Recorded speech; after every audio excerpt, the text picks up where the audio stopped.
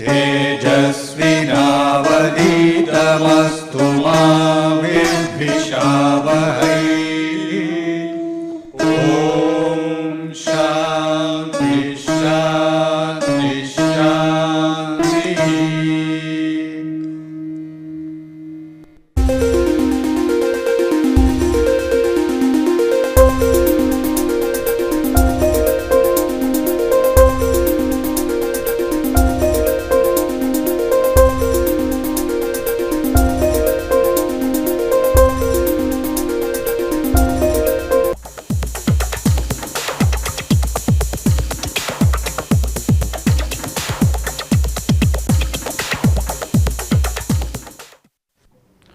So, last class we were discussing the circuit where the inverter circuit with a bipolar transistor, and as I said, it is very important to understand the working of this circuit, because this forms the basis of almost all bipolar logic circuits.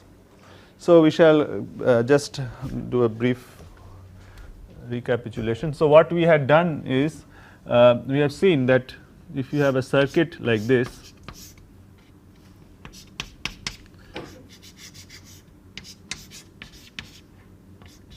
with a bipolar transistor and base resistance, collector resistance, and a supply voltage, and the input voltage here and the output voltage given at the collector. Now, for this circuit, how do you analyze? You have to draw the load line. So, you take the output characteristics of the transistor and then you draw the load line, and you know how to draw the load line. So, this is going to be a straight line, and the points of intersection with the axis is given by VCC on the VCE axis and VCC by RC on the current axis. Now, for this, so this is for different values of base current, all right. So, we had seen that now when V in, so if you plot the output voltage versus the input voltage, when the input voltage is low, okay, the base current is almost 0. So, the output voltage, okay, is given by VCC, and once it starts conducting, okay, then what happens is as you go on increasing the base current, the collector current increases, with the result the output voltage drops, okay. So, the point of intersection is given by the operating point is given by the points of intersection of this output characteristics and the load line. So, we see it drops, output voltage drops till finally it comes to this point, okay, where afterwards if you go on increasing the base current, the collector current is almost a constant, and so we say that the collector current has saturated, okay. So, this is once it reaches this point, okay, this value is called VCE sat, okay, and this is the saturation current. So, what happens is if you plot the corresponding input output characteristics, you get something like this, okay. All right. So, this is the plot which we have seen. So, this is the characteristics of an inverter. So, when the input voltage is low, the output voltage is high, and when the output voltage is high, when the input voltage is high, the output voltage is low. So, this is the characteristics of an inverter. So, this is already something which we have already done, okay. Now, let us discuss it slightly more quantitatively. So, when the transistor has gone to saturation, the collector current is given by IC sat, okay, which is equal to VCC minus the collector emitter drop VCE sat divided by the collector resistance, okay. So, and now we also know that when the transistor is in the active region, the collector current is related to the base current by a factor beta f, okay, forward beta of the transistor. But once it goes to saturation, then the ratio of the collector current to the base current becomes less than beta f. Okay, all right. So, we can say that for the transistor to go to saturation, okay, IB, okay, all right, must be greater than IC sat by beta f, okay, for the transistor to go to saturation, okay, which means that IB must be greater than VCC minus VCE sat by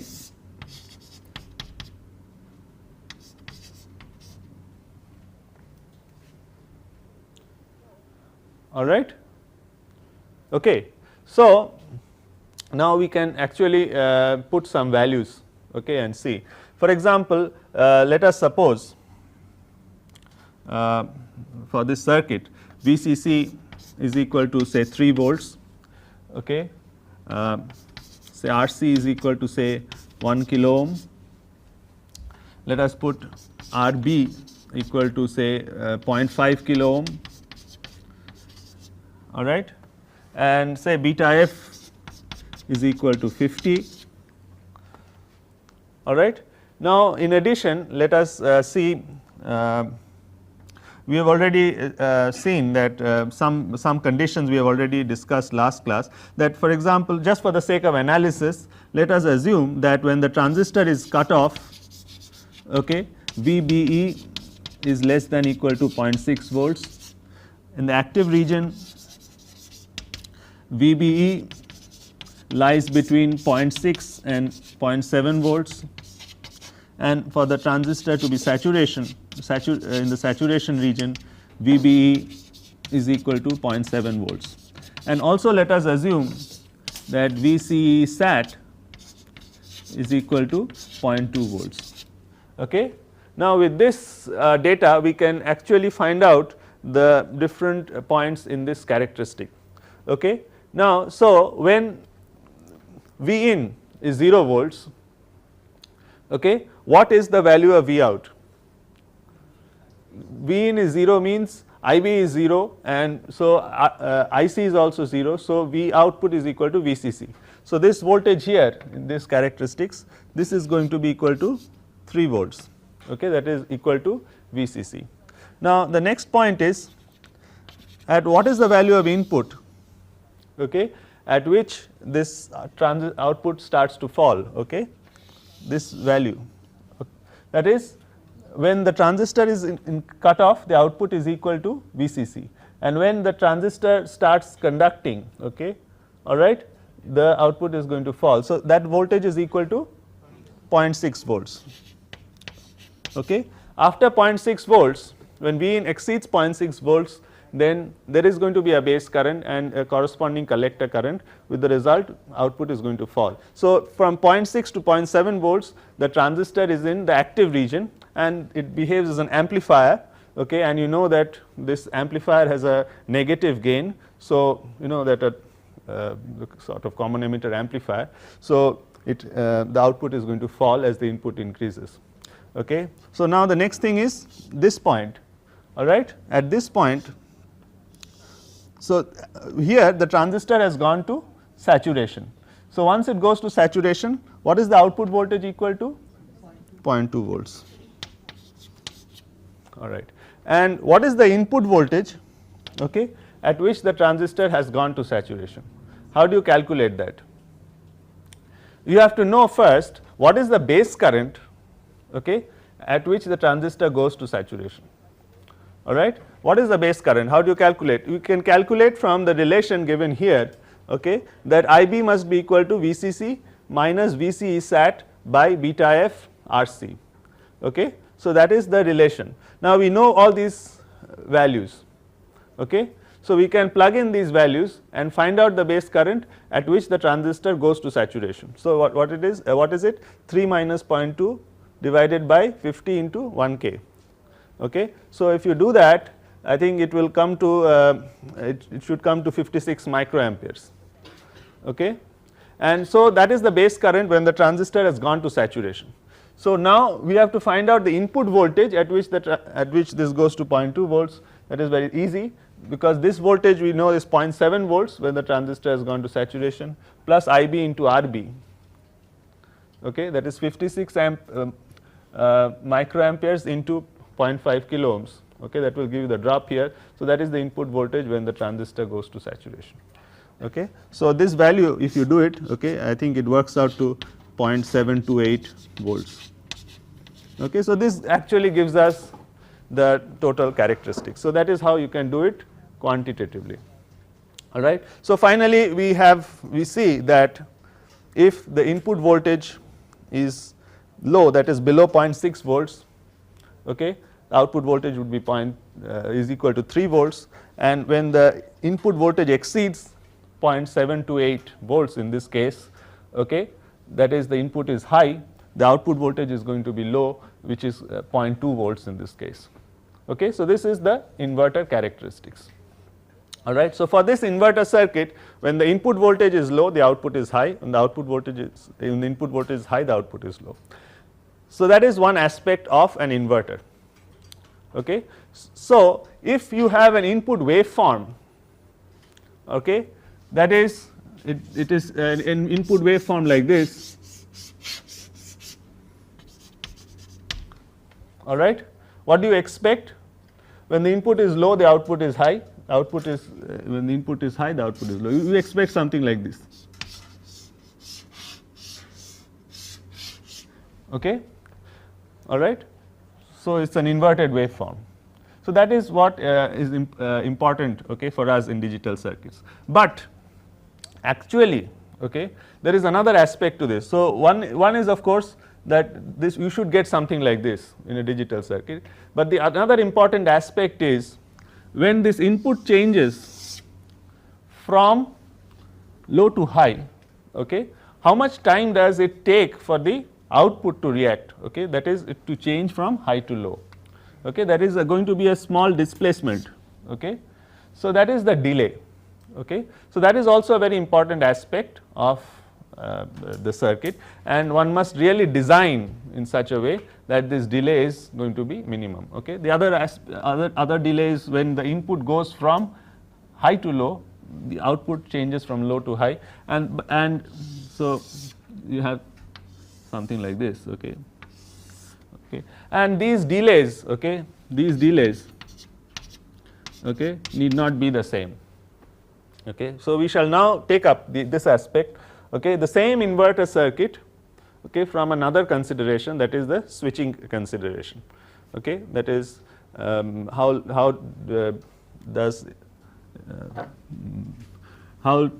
much time does it take, okay, from the switching point of view to react when the input changes, okay. So,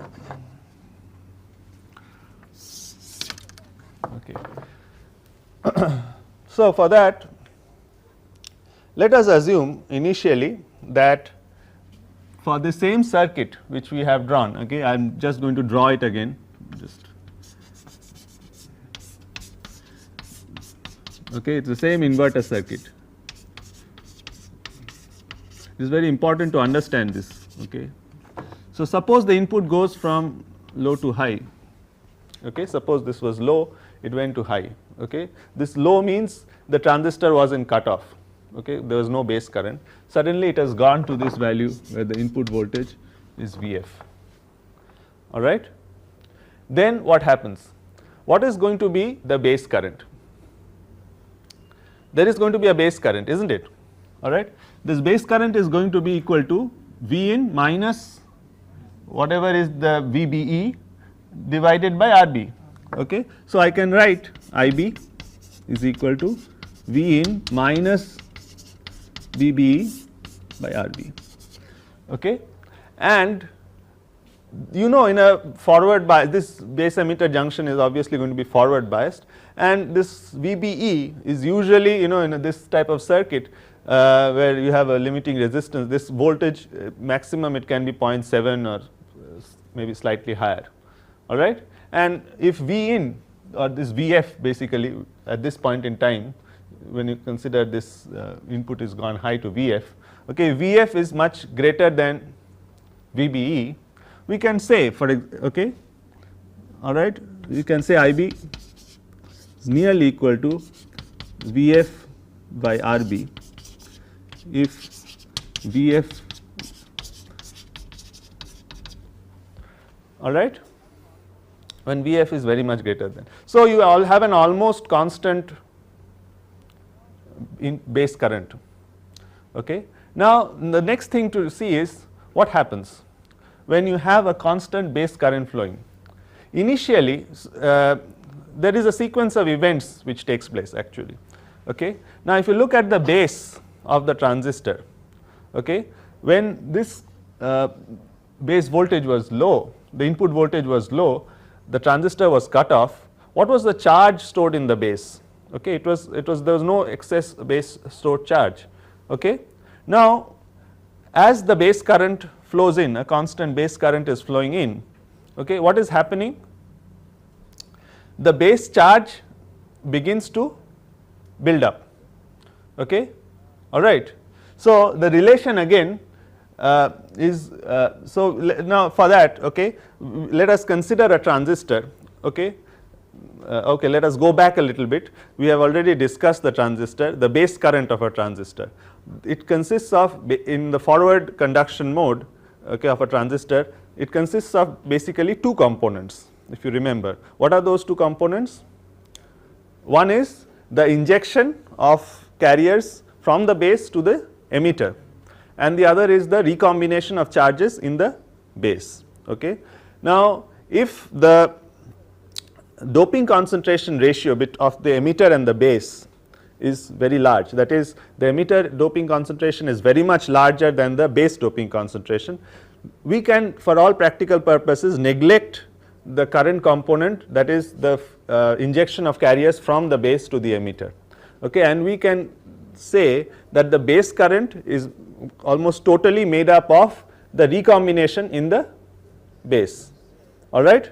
So, let us take a transistor where the emitter doping concentration is very much greater than the base doping concentration, and the base current is totally composed of the recombination in the base. For that type of transistor, okay, we can write this relation that the base current is equal to QB by, this is for an NPN transistor, okay, tau n plus this relation we have already seen for when we discussed the diode. So, basically if you understood a diode, is very easy to understand the operation of a transistor. Okay. So, the base current is equal to, so this is the recombination in the base, okay, and that is proportional to, that is the base charge divided by excess base charge divided by lifetime. So, that is going to be the recombination part. And so, if the base current is more than this, what happens? The base charge is going to build up. Okay. There is charges flowing in. So, it partly compensates for recombination, and whatever is excess, it increases the stored charge in the base. So, as the stored charge is increased, this QB term goes up. So, the recombination goes up, the rate of increase of charge goes down. Okay. So, finally, what is going to happen, because it is building up, the rate is going down, but the amount of charge is building up, finally this goes to 0, okay, IB becomes equal to QB by tau n, you reach a steady state. Okay. So, basically at when for that particular amount of base current, you will reach a steady state where IB is equal to QB by tau n. But you understand right now that it is going to take some time. Okay. It is a not an instantaneous process, it takes some time. So, what we are interested in is how much time. So, basically you have to solve this differential equation, okay, for the QB. All right. So, if you solve this equation, you will get, I am just solving, I am just writing the result. Okay. You can very well solve it yourself. Okay. You take the initial condition that QB is equal to 0, okay, you will get QBT IB tau n 1 minus e to the power minus t. Tau n is of course lifetime, the minority carrier lifetime in the base, okay, that is electron lifetime. Okay. So, this you see that when t is equal to 0, QBT is 0, QBT reaches IB tau n only after an infinitely long time, okay, all right. So, that is, you can see, visualize it from this equation itself, all right. So, that is the relation. Now, the question is, we have put this equation. So, basically what is going to happen is the total base charge is going to increase, okay. Now, I will just draw this figure, okay. This is the base, say, of a transistor, NPN transistor, okay. Now, the initial charge was 0, okay. So, the charge is building up, okay. So, the charge profile, you know, is going to be something like this. With time, no, it goes on like this.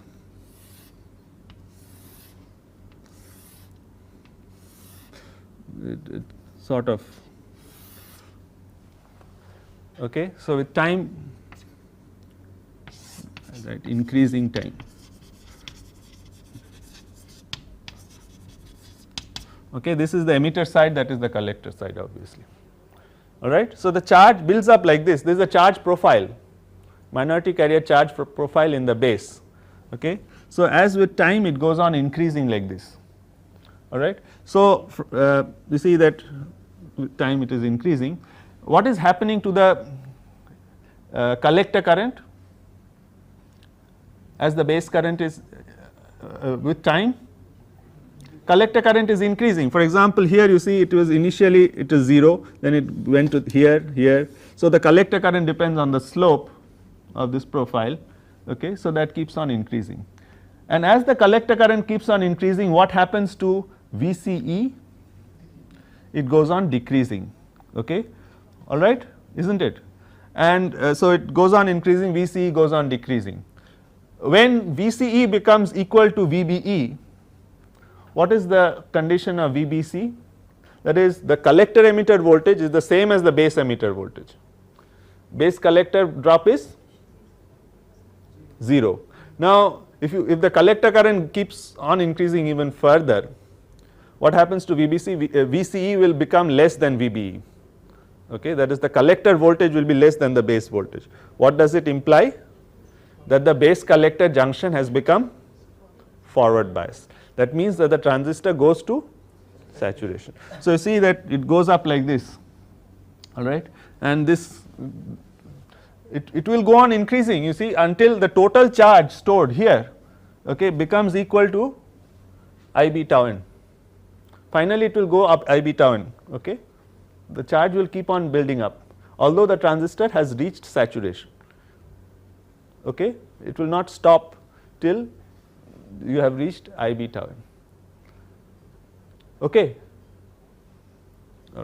Now, so what is going to happen is, so what we have to know is what time.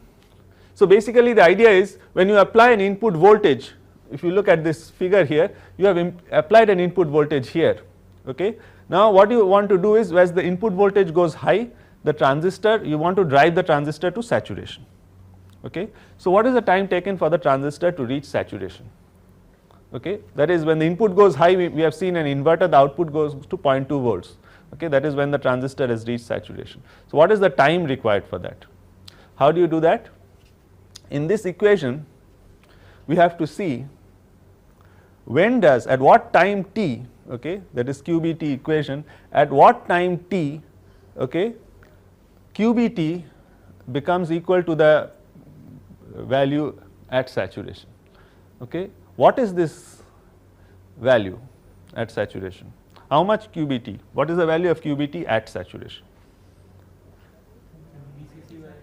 Yeah, that is, it is going to be equal to the collector current at saturation, okay. We have already seen what is the value IC sat, okay, IC sat into the forward transit time. we have already seen the forward transit time of a definition of the forward transit time of a transistor. Okay. It is the ratio of the base charge to collector current, isn't it? That is the definition of forward transit time. All right. So, we can write it in terms of the forward transit time. So, at saturation, if you go back to this equation now, QBT is equal to IB tau n 1 minus E minus T tau n. So, you have to write at T is equal to say T on, that is the time required when the transistor goes to saturation. Okay. At T is equal to T on, QBT is equal to IC sat into tau T. Okay. So, I will write in this equation, all right, when T is equal to T on, that is the T on is the time required for the transistor to go to saturation after you have applied a step. Okay. QBT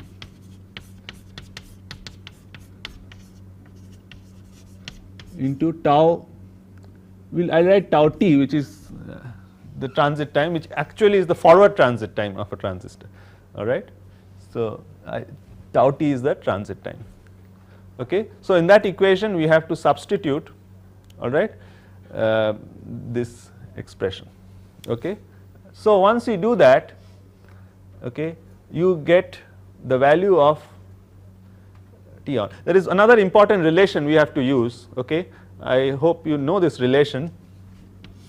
The beta of the transistor, forward beta of the transistor can be related to the lifetime in the base and the transit time. Okay. Because the collector current is equal to it is, see, the base current is equal to QB by tau n, all right, and what is the collector current equal to QB by tau T, isn't it? QB is equal to IC into tau T. Okay. So, collector current is a QB by tau T. So, we can write beta f is equal to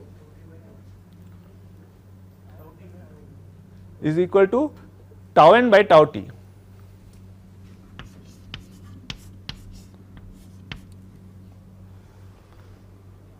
Okay. Because I will just write, since IC is equal to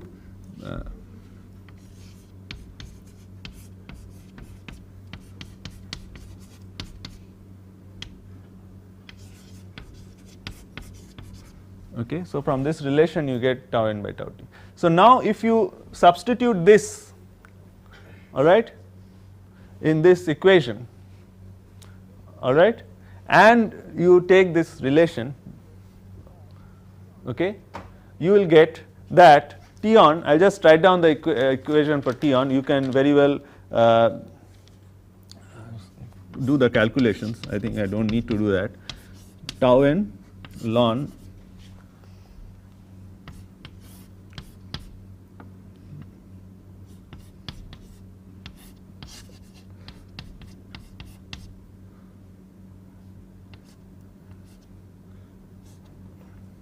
I think I called it IF. IF is of course the forward base current, okay, all right, the base current. I am writing it IF because later on we will see a reverse base current also, okay. So, that is why I am writing here IF. IF is actually the base current, okay, that is flowing in, okay, all right. Okay. Now, you can see we have seen the condition for saturation. What is the condition for saturation? That beta times IB must be greater than IC sat. Okay. Sorry, this is actually IC sat. All right. Okay. So, of course, if beta IF is equal to IC sat, it is never going to saturate, the transistor is never going to saturate, all right. You can look at this. Okay. If IC if beta IF is greater than IC sat, okay, this becomes a fraction and it is going to saturate. Now, if just let us take a small example. Suppose let us say beta f IF is equal to twice IC set. Okay. What is T on equal to? So, this becomes half. Okay. So, it becomes tau n ln 2. Okay.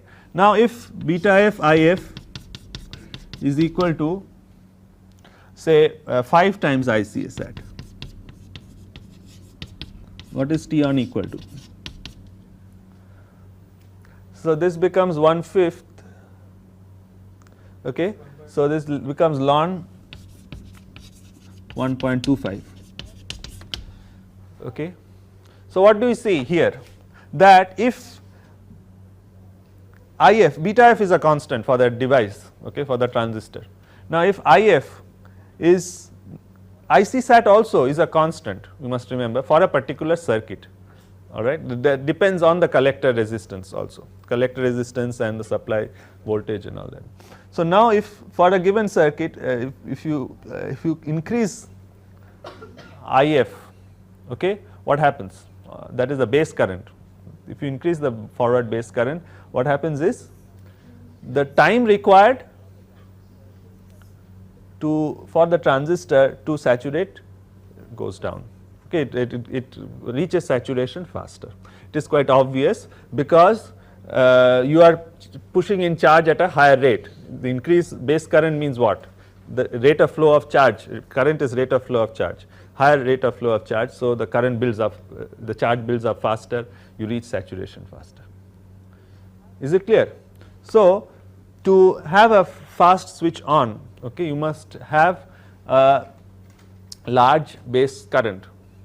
Okay. It is not only sufficient to have beta f IF greater than IC sat to reach saturation, but the more the base current, the faster is the switching on time. Another thing one must remember is that all this is proportional to tau n, which is the lifetime. So, if you want to have faster switching on, tau n must be made, lifetime must be made small. Okay. But that is also has a certain disadvantage because the beta of the transistor is tau n by tau t. So, if you make tau n small, beta reduces. Okay. So, tau n must be made small, at the same time tau t also should be made very small, that is the transit time, okay, the base transit time should be made also made very smaller. How can you make the base transit time smaller? By reducing the base width, correct. So, I mean that is a design of a good switching transistor. Okay. You must make tau n small, but at the same time you should make tau t also much smaller, that is you must have as small base width as possible. All right. So, this is the switching on transient. Okay. Now, we have to look at the other case, okay, that is from this you apply voltage now, okay, from Vf, say I should say this is 0, say let this be Vr, okay, that is a reverse voltage is applied, okay, a negative voltage is applied. Okay. Now, what is going to happen once a negative voltage is applied? The same way, if you look at again, we have to use again this same relation. Okay. This is the fundamental relation. Okay. All right. So, the base current now becomes, see, another thing you must again what we have discussed in the case of diode, okay, the base emitter voltage cannot change instantaneously. Okay. You have a lot of base charge. Okay. Now, according to this relation, the base charge is going to reduce now because this has become negative. Okay. dq dt becomes negative also, but it will take some time. Okay. So, again if you go back to this figure here, okay, which gives the charge profile. The charge profile which had built up, okay, is going to again go down, okay, and as it is going down, see it is going to go down, okay, the base emitter voltage is going to reduce, okay, but it will take some time, okay. So again see for a long time, okay, this base emitter voltage, okay, that is the voltage at this junction, okay, is going to be positive unless the charge goes down to 0, alright. So basically what is going to happen is the charge is going down to 0, okay, and then at this end it will again go down to, it will become negative, okay. So for all this time until you have removed all this charge, the base emitter voltage is going to be positive, alright, okay, and then it starts going negative, okay. So now with increasing time, alright, I think the direction of the arrow is going to reverse it. So this is with increasing time,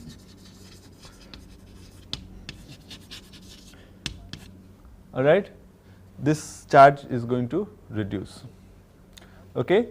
So what happens is, although you have applied a reverse voltage here, okay, at the input, okay, this voltage, okay, for a long time is going to be slightly positive, okay, going down, okay, towards 0.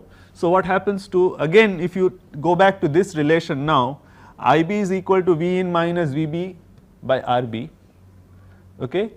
VB is again small compared to V in, now V in is negative, alright.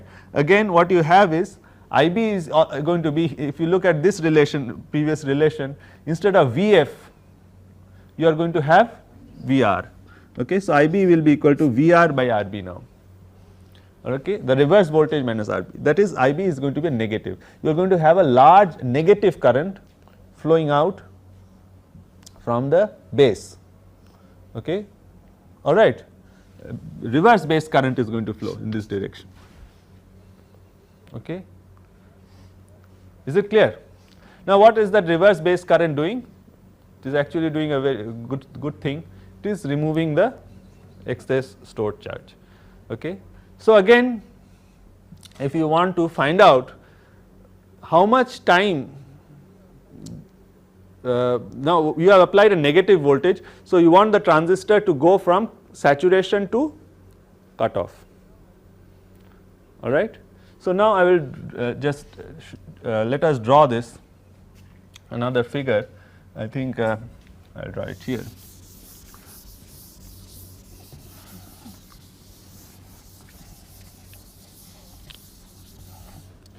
So initially, so when you applied a voltage, you see the input voltage going from negative to positive and then positive to negative, okay.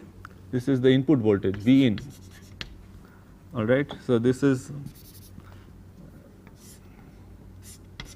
VF, say this is the forward voltage and this is the reverse voltage VR, okay. Now what is, if you plot the charge, okay, QB, okay, what has happened is, if you at this point, okay, it went up exponentially, okay, alright, and this is value is IF tau n, where IF is the forward current, okay. Now it reached saturation sometime, see IF tau n is much greater than the charge required for saturation. So see, suppose if it reached saturation here at this point, that is this is equal to say IC sat tau t, okay. So here at this point it reached saturation, okay, but the charge goes up all the way here, okay. Now what happened is, so it is going to be something like this, okay. Now you apply a reverse base voltage, there is going to be a reverse base current, okay, and this charge is going to decay. Okay. So, it goes down like this. All right, you are pulling out charge, this charge is going to go decay, is going to decay. Now, up to this point, okay, from here to here, okay, that although you have applied a reverse voltage, the transistor will remain in saturation. Okay. So, here, okay, up to this point, because the charge is greater than that what is required for the transistor to be in saturation. Okay.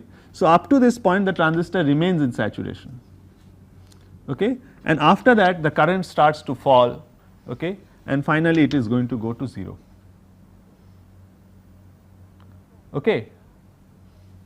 So, if you now look at the collector current, okay, if I plot the collector current, okay, you will get it is going to go something like this up to this point, okay, the transistor goes to saturation, all right, it is going to remain in saturation, okay, even here it remains in saturation, current has not fallen, okay, and then it is going to fall. Okay. Is it clear? Because only after this it is going to fall. This is the charge at saturation, all right. So, once the charge comes down to that, then only it is going to decay. So, this time, okay, for which the transistor remains in saturation, okay, even after you have applied a reverse voltage at the input, is called the storage delay time.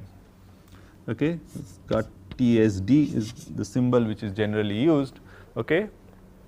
Okay. So, this is the storage delay time. Okay. It is very important. Here you have applied a reverse voltage, the collector current IC, okay, it will be like this. Okay. It remains in saturation even after that is there, okay, and then it goes down. So, again how to calculate this TSD? Very simple, the same relation here. Okay. We have to take this IB is equal to minus IBR, okay, and again what is IBR? You know that if the input voltage for all that time, okay, when it is even when it is saturated or goes down to 0 current is slightly positive, okay. So, you can take it is almost equal to V in by RB, okay. So, that is minus IBR. So, minus IR you can say, or yeah. So, because forward current we have taken IF, so this is IR. So, the same relation you solve again, all right, and there is an initial condition, okay. You solve this same equation, okay, that is IB is equal to QB by tau n, and the initial condition is QB 0, okay, that is base charge at time 0 is equal to IB tau n, okay, all right. Now, if you solve this equation, you will get, again I am not solving this equation for you, you can very well do that, okay. You get tau n, just writing the result okay, IF IR e to the power minus t by tau n minus IR tau n. Okay. So, this is the relation. Okay. Now, how do you find out the storage delay time? At t is equal to TSD, QBT will be equal to, at t is equal to TSD, QBT will be equal to IC sat to tau t. Okay, all right. That is, you can see for yourself, all right. If you go back at this curve here, all right. At t is equal to TSD, this is we have made it at this is equal to 0. So, at t is equal to TSD, the charge will go down to IC sat into tau t. Okay, all right. So, if you solve this equation now, you will get TSD is equal to, I just again write down the relation, tau n ln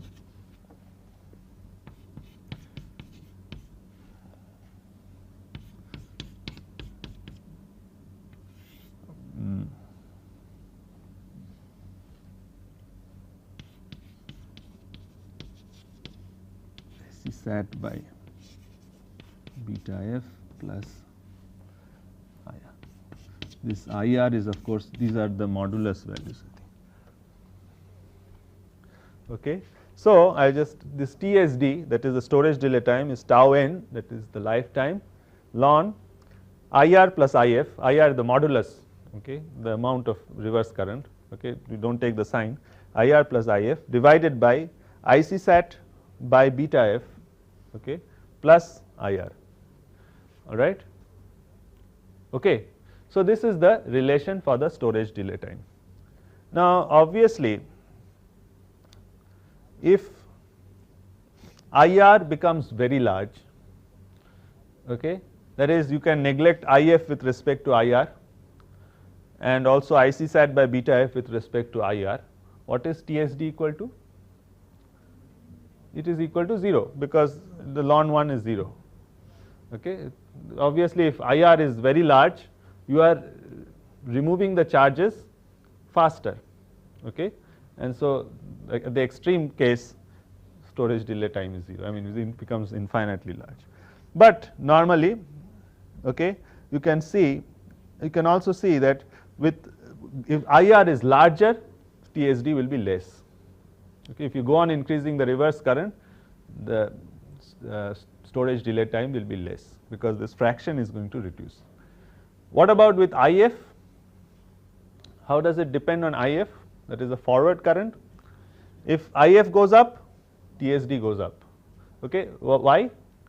Because if IF was larger, okay, then QB 0, okay, this the initial condition, okay, okay, this is IF, sorry, QB 0 is IF into tau n, okay, that is the forward base current into tau n. So, the initial charge itself was larger, okay, if the forward base current was larger.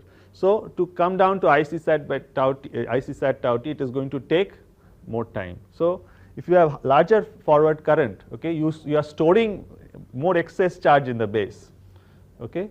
So, it will take more time to remove that charge, okay. So, the delay is going to be larger. So, basically you see, but you cannot reduce IF because if IF is small, the on time is going to be high. So, you actually require a large forward current, forward base current to switch on the transistor faster, and you require an even larger reverse current, okay, to switch off the transistor faster. Okay. IR must be greater than IF, okay, in order that TSD is small, storage delay time is small. Okay.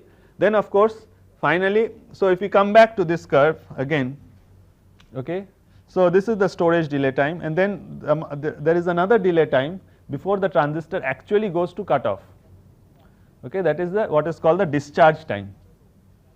Okay. In order to calculate the discharge time, it's again very simple.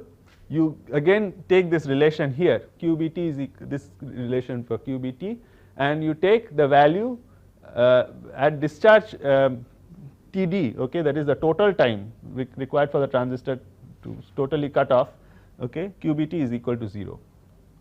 Okay. You solve for that, okay, and that will give you the total discharge time. Okay. All right.